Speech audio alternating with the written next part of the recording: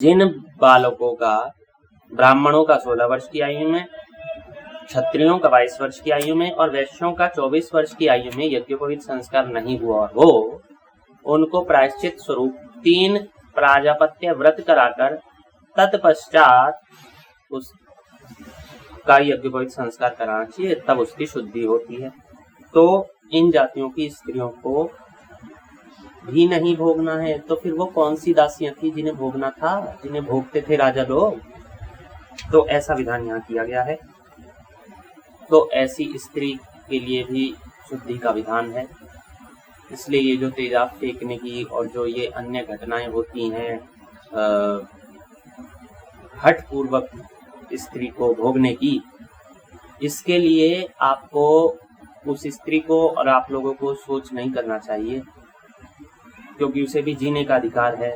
उसके साथ ऐसा अनुचित कर्म हुआ, उसको एक प्राजापत्य व्रत कराएं और वो शुद्ध है, वो अपने को पूर्णतः शुद्ध माने, सभी जनों से शुद्ध माने। जैसे आगे के प्राजापत्य के विषय में चर्चा जो हो रही थी, उससे आगे चलते हैं और बताते हैं प्राजापत्य से और कौन कौन से पाप नष्ट होते हैं। बीच में जो प्रथम भाग में बताया था उसी के आगे से प्रारंभ करते हैं। आइए दिखाते हैं आपको। मनुस्मृति अध्याय 11 श्लोक 158 क्या कहा गया है? जो ब्रह्मचर्य अवस्था में रहने वाला द्विज किसी प्रकार मधु या मांस का भक्षण कर ले, तो वह प्राजापत्य व्रत करके अपने शेष ब्रह्मचर्य व्रत को पूरा करे।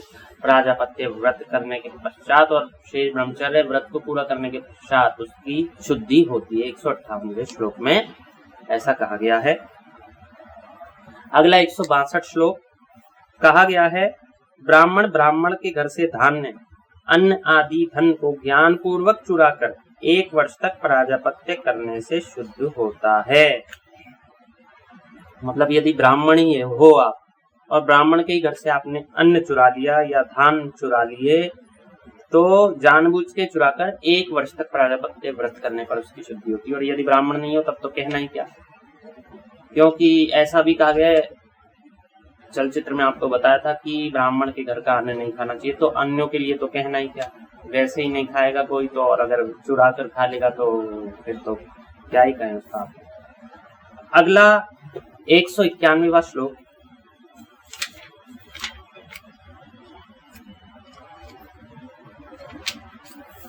कहा गया है, जिन द्विजों का यज्ञोपवीत संस्कार अनुकल्पिक समय में नहीं हुआ हो, उनसे 3 कृच्छ व्रत कराकर विधि पूर्वक उसका यज्ञोपवीत संस्करण करना चाहिए। क्या समझे? जिन बालकों का ब्राह्मणों का 16 वर्ष की आयु में, क्षत्रियों का 22 वर्ष की आयु में और वैश्यों का 24 वर्ष की आयु में यज्ञोपवीत संस्कार नहीं हुआ हो, उनको प्रायश्चित स्वरूप 3 प्राजापत्य व्रत कराकर तत्पश्चात उसका यज्ञोपवीत संस्कार कराना चाहिए, तब उसकी शुद्धि होती है। ऐसा संभव ना हो तो मैं अपने अनुभव से, अपने अनेकों विप्रों के माध्यम से बता रहा हूं कि वो अपने अनुसार व्रत, उपवास, दान, स्नान आदि, तीर्थ आदि में जाना, ये सब वो बताते हैं। क्योंकि मेरा स्वयं उस आयु में नहीं हुआ, तो मैंने भी ऐसा प्रायश्चित किया था, वो उनके अनुसार, उन ब्राह्मणों के अनुसार, श्रेष्ठ विप्रों के अनुसार। अगला है 192, निषिद्ध कार्य करने वाले यज्ञोपवीत संस्कार से युक्त भी वेद को नहीं पढ़े हुए जो द्विज प्रायश्चित करना चाहें, उनके लिए भी इसी प्रायश्चित को करने का उपदेश देना चाहिए। 3 प्राजापत्य व्रत का प्रायश्चित उनके लिए भी। किन के लिए? जो निषिद्ध कार्य करने वाले, जो कार्य आपके लिए मना है वो कार्य करने वाले, यज्ञोपवीत संस्कार से युक्त हैं फिर भी वेद नहीं पढ़े जिन्होंने, ऐसे लोग, अगर ये लोग प्रायश्चित करना चाहें। अगला विषय है, अगला श्लोक है अत्रि संहिता से, अत्रि संहिता 73 श्लोक। क्या कहा गया है?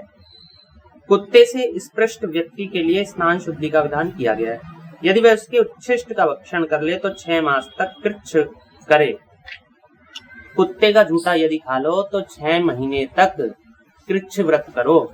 एक स्थान पर तो हमने देखा कि एक स्त्री मजाकों का वीडियो बना रही है, परिहास मजाक ये सब, और कुत्ता उसके यहाँ पर बार बार उसके जीभ लगा लगा के चाट रहा है और उसको कोई प्रभाव ही नहीं पड़ रहा, उसके लिए वो सामान्य बात है। ऐसे व्यक्ति खाली झूठा खा भी ले, यहाँ बात लगाने की सीधे तो अलग बात है, खाली झूठा भी यदि खा ले तो उसके लिए प्राजापत्य व्रत करे, वो भी 6 महीने तक। अगला है 74वां श्लोक। स्पर्श करने के अयोग्य का जो मनुष्य स्पर्श करे तो वह स्नान से ही शुद्ध होता है और उसके उच्छिष्ट को खाकर 6 महीने तक कृच्छ करे। जिनको स्पर्श करने का विधान नहीं है शास्त्र में, उनको स्पर्श करे। अन्य ऐसी अपवित्र वस्तु होती हैं और भी अन्य ऐसी चीजें होती हैं, जैसे एक तो कुत्ता ही बताया, उनको यदि स्पर्श कर ले तो स्नान तो है ही है। यदि उनका झूठा खा ले तो 6 महीने तक प्राजापत्य व्रत करे, तब शुद्धि होती है। अगला बताते हैं अत्रि संहिता से ही, अत्रि स्मृति से ही 80वां श्लोक। राजा अथवा इतर अथवा चांडाल यदि द्विज को धर्म से विचलित करें तो फिर वह द्विज पुनः संस्कार और 3 कृच्छ करे।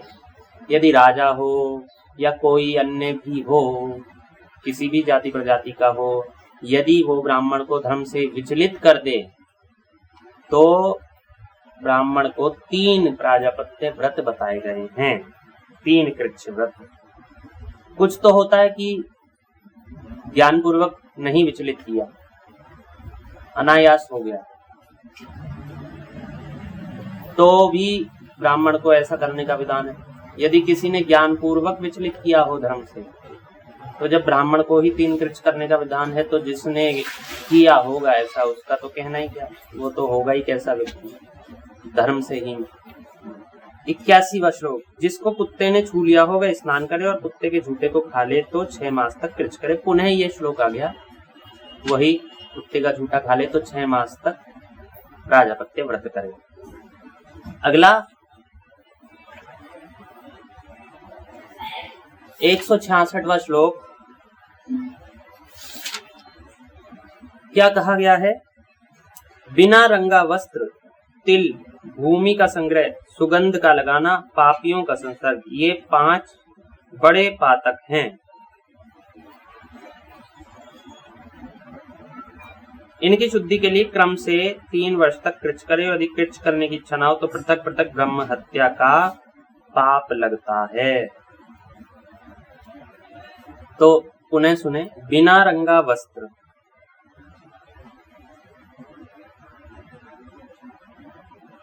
तिल, भूमि, तिल का संग्रह करना, भूमि का संग्रह करना, सुगंध लगाना, पापियों का संसर्ग, ये 5 बड़े महापातक हैं। तो इनको कर ले तो ऐसा ऐसा करने का विधान है, और ये विधान सन्यासी के लिए है। आगे बताते हैं आपको 173वां श्लोक। कहा है, ऋतु वाली स्त्री के स्पर्श हुए पकवान को यदि अज्ञान से ब्राह्मण भक्षण कर ले तो आधे प्राजापत्य व्रत को करे, 6 दिन का व्रत करे। यदि रजोदर्शन वाली स्त्री के बने हुए हाथ का अन्न खा ले तो। अगला है 197वां श्लोक और 198वां श्लोक। कहा है, धोबी, चमार, नट, बुरट, धीमर, मद, कलाल, भील, ये 7 अंत्यज कहे गए हैं। इन जातियों की स्त्रियों को भोग कर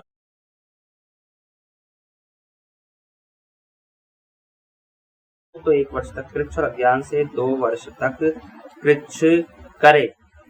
तो इन जातियों की स्त्रियों को भी नहीं भोगना है, तो फिर वो कौन सी दासियां थी जिन्हें भोगना था, जिन्हें भोगते थे राजा लोग?